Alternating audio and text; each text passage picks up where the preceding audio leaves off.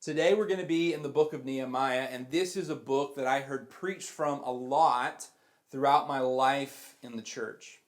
However, the final chapter of Nehemiah, where we're going to be at today, is rarely preached on, and I think I know why. And we'll get to that in a moment. But before we do, I want you to see why the rest of Nehemiah is something that is regularly preached on, why it's turned to often. People love the book of Nehemiah because it is inspiring. Because the book of Nehemiah is the story of Nehemiah practicing incredible leadership and being so very productive. How many of you would like to be more productive in your life, right? Like all of us recognize, I probably could be more productive. And Nehemiah accomplishes this incredible feat, this incredible task in a very short time. And so you read the book of Nehemiah and you're excited, right? I think the book of Nehemiah would make a great movie because it's the story of this one person taking on this incredibly difficult task and overcoming all types of obstacles. Nehemiah lived in the time of the Israelite captivity and exile. So many of the people of Israel had been removed from their country. Many had died. Many had fallen in battle. And those that weren't, they were carried off into captivity into Babylon. And they were there for about 50 years. And after 50 years, God was working in the hearts of the kings of those countries to allow some of them to return. And it's during this time that Nehemiah is still back in Babylon, but some people have returned. And Nehemiah is excited because even though he's not been a person who grew up in Israel, grew up in Jerusalem, all that he's heard about it, he's confident that back in Jerusalem, they're putting everything back in order. They're rebuilding the city. They're putting everything back like it used to be. They're going to go and take Israel back. It's going to be reclaiming the glory of Jerusalem. But at the beginning of the book of Nehemiah, someone comes from Israel on business, and Nehemiah is talking with him and asks him how things are going, and he hears that the city is still just a wasteland, that it's just all knocked down, and it looks horrible, and the walls have not been rebuilt. Now, for you and me, walls around a city don't really mean much, but for people in that day, for your city to have walls around it meant it was a place that business could be conducted safely. Because people couldn't just come in and take everything. There was a defense that was set up. And without those walls, without that defense around your city, you really couldn't have any long-term confidence in the economy and the prosperity and the flourishing of that city. So when Nehemiah hears that they haven't even rebuilt the walls, he's heartbroken. And he prays and says, God, help me to make a difference here. And I just want to pause before we get to the rest of the sermon. Because you don't get to Nehemiah 13 without Nehemiah chapter 1 and chapter 2 happening. Nehemiah hears bad news about the state of his people and of the city. And instead of being critical of what the people who are on the ground are doing, he says, God, show me how I can help. Give me an opportunity to make a difference. And God answers that prayer and actually gives Nehemiah all that he needs. This foreign king, this enemy king, actually gives Nehemiah everything that he needs, resources, and even an armed guard to go back to Jerusalem and do this work. Listen, there are things all around us that are pretty easy to criticize. There are issues in our government, in our world, in our church, in our city that are very easy to criticize. It's much more difficult to, instead of saying, man, can you believe what's going on over there, to say, God, help me be a part of the solution here. And that's what Nehemiah does. Nehemiah prays, God, give me an opportunity to make a difference. Listen, I love our church, but I am not so naive to think that we're perfect. And I'm sure that when you go home and eat your lunch, or you go out to a restaurant and eat lunch, you could very easily pick apart the service, our church, me, right? There's probably a lot of things that you've noticed that maybe aren't exactly as they ought to be. It would be really easy to criticize those shortcomings. It's much harder to say, God, help me be a part of the solution to that. God, show me. I believe that God allowed Nehemiah to hear about the walls because God wanted to use Nehemiah to rebuild the walls. And maybe it is that you see a need, you see an issue in our world, in our city, in our church. You see a need, and the reason that God has revealed that to you is because he wants you to be a part of his work to rebuild that. So don't use it as an opportunity to complain, but rather see it as a calling. Nehemiah saw it as a calling. And this book is compelling because he goes back and he starts to rebuild the wall, and he has to overcome all of these obstacles. There are enemies, people who don't want the walls to be rebuilt. There's these two guys named Sanballat and Tobiah, and they're always making fun of Nehemiah, and they're making fun of the wall. And there's this really inspiring moment where they say, Nehemiah, we want to talk with you. Why don't you come out to this meeting that we've got set up? And really it's just a plot to ambush him. And Nehemiah says in Nehemiah chapter 6, he sends messengers in verses 3 and 4. He says, I am doing a great work and I cannot come down. Why should the work cease while I leave it and go to you? But they sent messengers 4 times, and I answered them the same way every time. Nehemiah says, listen, y'all have your little meeting out there. I got work to do. I'm not going to stop. There was another occasion that Sanballat and Tobiah, that they were threatening to knock down the wall and to attack the people as they were rebuilding. And Nehemiah, in this inspiring moment, has the people hold a sword in one hand and a hammer in the other, or a spear in one hand and a shovel in the other. They're building the wall, but they're also ready to defend. And if you read the book of Nehemiah, it will encourage you to jump in on a team and do great things. And Nehemiah doesn't stop there, because when the final block is laid on the wall, he immediately goes into work on reestablishing the practices of the temple.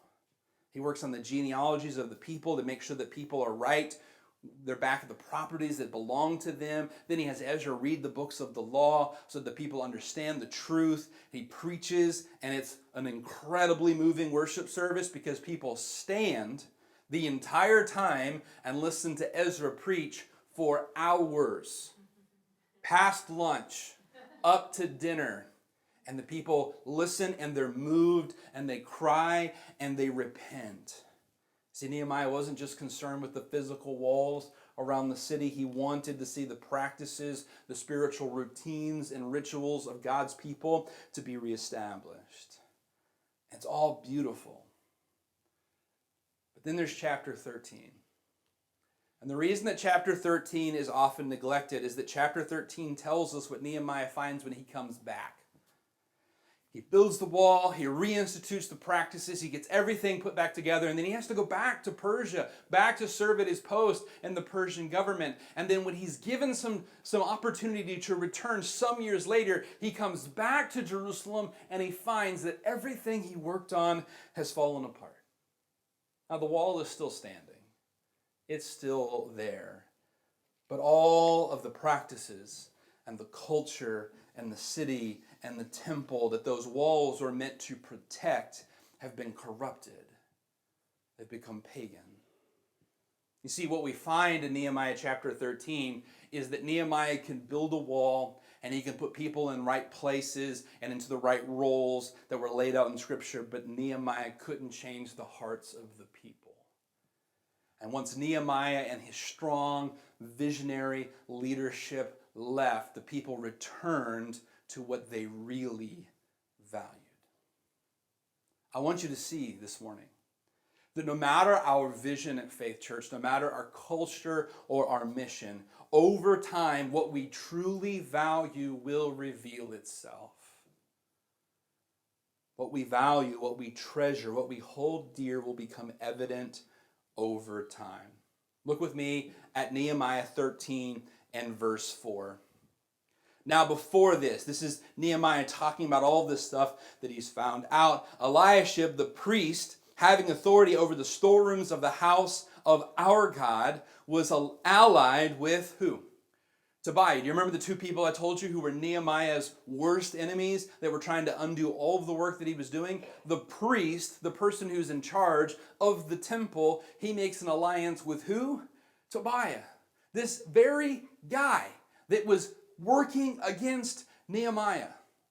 There is a lot that happens in the end of chapter 12 and chapter 13 that I think is probably a great discouragement to Nehemiah, but I'm sure that nothing was as frustrating to find out that of all people, you made an alliance with that guy? Him? Verse 5 says, and he prepared for him a large room, where previously they had stored the grain offerings, the frankincense, the articles, the tithes of grain, the new wine and oil, which were commanded to be given to the Levites and the singers and the gatekeepers and the offerings for the priests. What happened? The guy who was in charge of the temple, he took a room that was supposed to be where they stored all of the needed materials and the food for the Levites, for the priests, the people that were supposed to carry out all of these practices for the temple. It was supposed to be this room where they had everything that they needed for those people, and instead of it being for that, it was to buy a storage shed. He kept all his stuff there. It may be in that he had an estate outside of the city, and when he came into the city, he wanted a place where he could kind of resort it, kind of like his condo or his apartment in the city. It may have been that he just had more stuff than he knew what to do with, like many of us, and he had overflowed his garage and his barn and needed a place to put everything, and there was no store at all or easy store type place, right? But for whatever reason, the priest just said, yeah, Tobiah, you can keep your stuff in the temple. And here this guy who's been an enemy of God's work has now got a foothold in the temple. Verse 6, Nehemiah tells us, but during all this I was not in Jerusalem, for in the 32nd year of Artaxerxes, king of Babylon, the first, I had returned to the king. Then after certain days I obtained leave from the king, and I came to Jerusalem and discovered the evil that Eliashib had done for Tobiah, and preparing a room for him in the courts of the house of God, and it grieved me bitterly. You ever been grieved bitterly? Can you identify with what he's talking about? You ever learned news that just so disappoints you? Right? This is Nehemiah saying, like, I'm mad, but more than I'm mad, I'm disappointed. I'm angry, but more than I'm angry, I'm disheartened. What have you done? And therefore, I threw all the household goods of Tobiah out of the room. He evicts him right there. He just throws all of his stuff out the door. Then I commanded them to cleanse the rooms. I brought back into them the articles of the house of God with the grain offering and the frankincense. And when we hear cleanse, you might think, oh, he ordered someone to dust. No, he ordered them to cleanse it of the evil, to sanctify it, to set it apart once again. This was a place that was intended for holy purposes, and Tobiah had made it common like you and I would use our garage or a storage shed. And Nehemiah said, we got to make this holy and sanctified once again. Verse 10, I also realized that the portions for the Levites had not been given to them. For each of the Levites and the singers who did the work had gone back to his field. Nehemiah figures out that there's nobody there conducting the practices of the temple because nobody's giving them the food that they need. And because no one's giving them the food that they need, they have to return back to the fields so that they can feed their families. Nobody's made the investment in the people who are going to keep these practices going, so all of the practices have stopped. Verse 11, so I contended with the rulers and said, why is the house of God forsaken? And I gathered them together and set them in their place. And I think he set them in their place in more ways than one.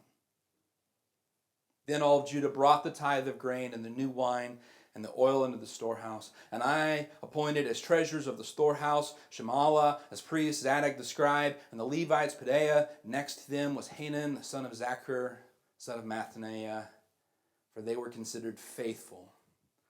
He found some new people, some faithful people to put in charge of the task. And their task was to distribute to the brethren. And I want you to hear verse 14. Remember me, O God, concerning this, and do not wipe out my good deeds that I have done for the house of my God and for its services. Nehemiah is disheartened. And he says, God, please don't forget the things that I've done, even though so many of them have come to naught. Do you remember the story of the ugly duckling?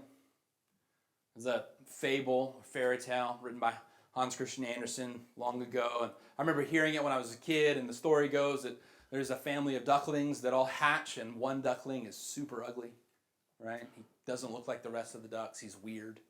He's strange. He's actually expelled from the family. He has to go find somewhere else to live. He spends an entire winter struggling to survive all on his own, unable to find anyone who will welcome him in, anyone who will accept him because he is so different. But when the spring comes, there is a family of geese. He sees these geese and he hopes that maybe they will show him grace and forgiveness and welcome him. They're such beautiful creatures. He's drawn to them. And so he goes to them and he finds that they accept him. And he doesn't understand why. And it's in that moment that he looks down at the water and he sees his reflection and he sees that he's not a duck.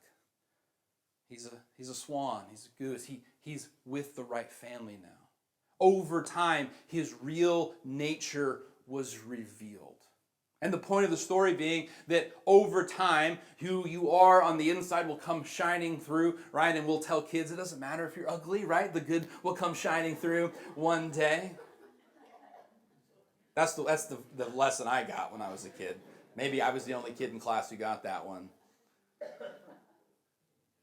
I want you to realize this morning that what is real, what is our true nature, over time will be revealed. It'll show itself. What we value, what we treasure, what we hold dear will become evident over time. What happens in Nehemiah 13 is instead of an ugly duckling turning out to be a swan, the people of God turn out to be selfish pagans. They hadn't built a wall to preserve the temple and the laws and the practices of the people of God. They'd built a wall just to suit themselves. They appeared to be the people of God, but when Nehemiah left and his strong visionary leadership went with him, the people revealed what they truly valued. And their real natures came out. After the financial collapse of 2008, Michael Lewis wrote a book about how the financial products, all these mortgage derivatives that were really junk, were being sold and given these AAA ratings, and people were being told, man, these are great financial products, when in reality they weren't.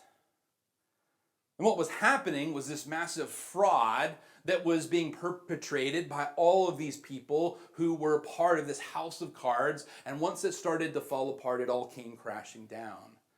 But in his book, The Big Short, there's a figure who zigged when everyone else zagged. He actually made a lot of money in the financial crisis because he didn't believe what everyone else was saying. And in the book, he says, we live in an era of fraud in America. And not just in banking, but in government, education, religion, food, and even baseball. He says, what bothers me isn't that fraud isn't nice or that fraud is mean. What bothers me is that we know that for the last 15,000 years, fraud and short-sighted thinking have never, ever worked. Not once. Because eventually you get caught and things go south. Eventually reality sets in. Right now in America, we're living in a time of uncovering fraud in religion, like he referred to. It started with the revelation that there were these mass cover-ups of sexual abuse and misconduct in the Catholic Church, but it is now spread to the revelation of cover-ups and financial malfeasance and abuses of power in all types of churches. It's not just a Catholic problem. It's not just a Christian problem. It's a people problem. And corporations, churches, governments, sports teams, wherever it might be, when people revert to their true nature, we see that it was just a lie. All of these revelations just show the true nature of church leaders and churches. And Listen, as painful as it is, as difficult as it is to read of these things and hear of these things, it's good and it's right that the true nature of these people is revealed. Because what Scripture teaches us is that your sin will find you out. That what you sow, you will one day reap. And you might be able to cover it up and hide it in the ground, but one day it'll spring forth. And it'll have reproduced many, many fold. Usually, when I tear up at the gym, it's because it's leg day. However, this past week, I was tearing up at the gym, and it was not leg day. It was because I'd gotten texts from some of our group leaders about conversations they'd had after last week's sermon. People sharing how at Faith Church they've experienced real, genuine love. People doing acts of service for them behind the scenes.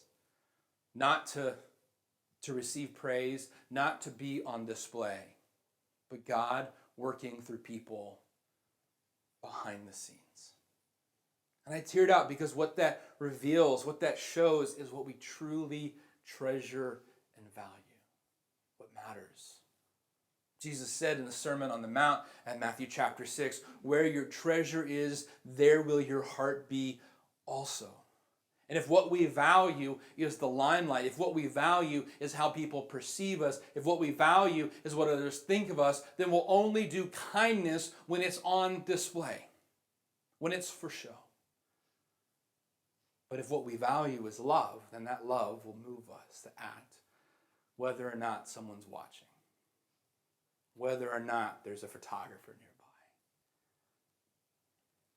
Mark Twain said, "It ain't what you don't know that gets you in trouble. It's what you know for sure that just ain't so." And what gets us in trouble is when we pretend, or we fool ourselves, or we fool others. When Nehemiah left Jerusalem, he felt confident that everything was put in place, but people had a true value in their hearts that was going to be revealed. Nehemiah 13 isn't where everything falls apart, actually. Nehemiah 13 is actually just where Nehemiah discovers that everything wasn't all together. In reality, it wasn't falling apart because it was never put together. It was only made to look like it was put together. It was only made to look like they really cared. It was made to look like they wanted the temple to be reinstated. It was a trick. It was pretend. It wasn't real. Friend, I want you to hear me. We are not building the image of a church. We're not building the hype of a church. We're not building the branding or the commercial appeal or the reputation. We are building God's church. We must build what is real, what is actual, what is true. I learned a new term this week. The term is dog fooding. Dog fooding is a term that computer programmers use when they use their own software that they've built. It came in the news recently because Facebook has put an incredible amount of money into building this augmented reality universe, the metaverse. And it's not doing well. It's not popular, all right? Probably a lot of you on Facebook, probably none of you are on the metaverse. And they couldn't really figure out, why is this not working? What's the problem? Why are we not fixing all of these bugs? And so they took some background information. They looked at the work of their own employees, and what they figured out is that their own employees never were in the metaverse. They were never using this product that they were all working on. None of them knew how it even worked or what it was supposed to be doing. And how could they improve it or build it if they were never spending time into it? They've poured billions of dollars into it, but it's been largely unsuccessful because none of them use it. And so dog fooding is when a programmer actually uses the program that they've programmed. And the term dog fooding comes from Clement Hirsch. Clement Hirsch started Cal Can Dog Food, which was later became Pedigree. It was purchased by Pedigree.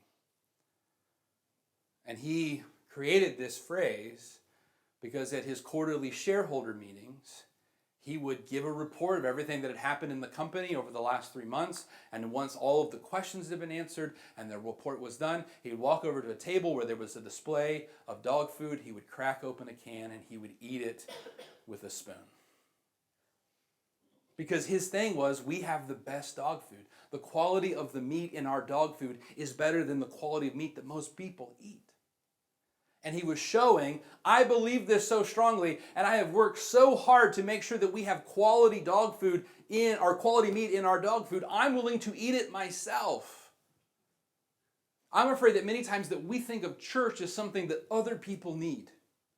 And we're building it because everyone else needs it. We're here because we think our kids need it. We're here because we think our community needs it. We want the church to grow because we think America and America's government needs it. No, we're here because we need it. We're not here to put together a product that we don't consume. We're not here to put together something that we're not participating in. We're not putting together food that we only feed to our dogs. It's for us. We need it. These people throughout the book of Nehemiah, they rebuild walls. That's hard work. It's difficult work. They reinstitute the temple practices. This was not easy. They put in long, hard hours, but it really wasn't for them. It wasn't what they valued. Perhaps they thought that other people needed the temple, but not them. These people wandered from God because their hearts were still as enslaved to sin as ever. We're not building the church that our friends and neighbors will join and our children will lead just for them. And our mission statement is very intentionally outsider focused. It's very intentionally focused on the outsider, on the friend, on the neighbor, on the children. But we're building this church because we need it. We must be participating in it. We must be about it. It must be real to us. It can't just be something that we do so that others will see that it's important. It must be important to us. We must value discipleship. We must value formation. It must be something that we truly value, personally, individually. Later in chapter 13, Nehemiah will say to them, don't you realize this is exactly what our ancestors did that led them into the captivity and bondage in the first place? Don't you see that this pretending and playing church is what caused God to say, you know what, you're not real. You're near me with your lips, but you're far from me in your heart. And that's what led them into the captivity in the first place. The culture of the people, their nature, it took over. It overwhelmed the vision and structure that Nehemiah had put into place. Because walls and vision and mission and culture doesn't matter if we don't have a foundation that truly values God. What was it that they were forsaking? Well, the temple was this place where they would come and they would offer a sacrifice of an animal. And when they offered that sacrifice, they would lay their hand upon the animal to signify that their sin was being placed upon the account of that animal. And that animal was going to die for their sins. And all of it was pointing to the day that Jesus would do this for all of us. The temple was to have this ongoing regular practice so they could regularly be reminded, I am a sinner in need of God's grace. I am a sinner in need of God's goodness. But the people didn't go. They didn't go and worship. They didn't go and participate in the sacrifices. They didn't go and sing the psalms about how good God was. It was nice that there was a temple. And it was nice that the walls were rebuilt. But they had other things to do on Sabbath day. I recently read an article and it was in a secular magazine, and it was about what a shame it is that all of these churches and downtowns are closing. And they had interviewed people who live in these neighborhoods, and they're just so upset that these churches are closing and that they're being sold to developers. And they don't think it's right. They think that the government should do something to keep the churches open because the churches are so nice and the architecture is wonderful. And these are people who live in these neighborhoods, and they don't want the church to become a Dollar General or a parking lot or another Starbucks, but they're not going to go. They're not going to attend. They're not going to worship. They've got Sunday brunch.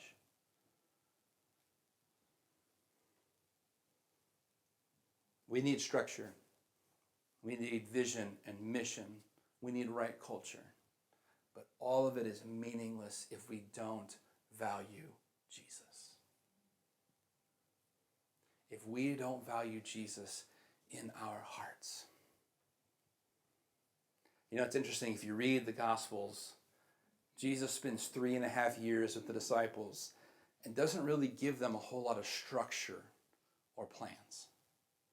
And when Jesus ascends into heaven and Pentecost happens, they do exactly what the Spirit leads them to do, but they don't have anything written out like, okay, step 1, step 2, step 3. Jesus didn't do any of that. What Jesus focused his 3.5 years on was transforming their hearts into hearts that loved God. Listen, I know that you're at church on Sunday morning, but do you love God? I know that you're supposed to say yes. And I know that if you call yourself a Christian, God's supposed to be important to you. But do you love him? Do you value him? Is he king of your heart? When you rise in the morning, is Jesus what you want? Are you here this morning because Jesus is what you need? Are you here this morning because you realize that you are a sinner desperately in need of God's grace? Are you here this morning to worship the King of Kings who has taken the penalty and the punishment for your sins? Are you here today because God has saved you? Do you love him? We all need him. But do you love him? Do you appreciate him? Do you value him? We must first and foremost be people who love Jesus. Because if we just build a church, we'll build walls and organizations and groups and programs and ministries that will be empty and devoid of meaning and eventually empty and devoid of people.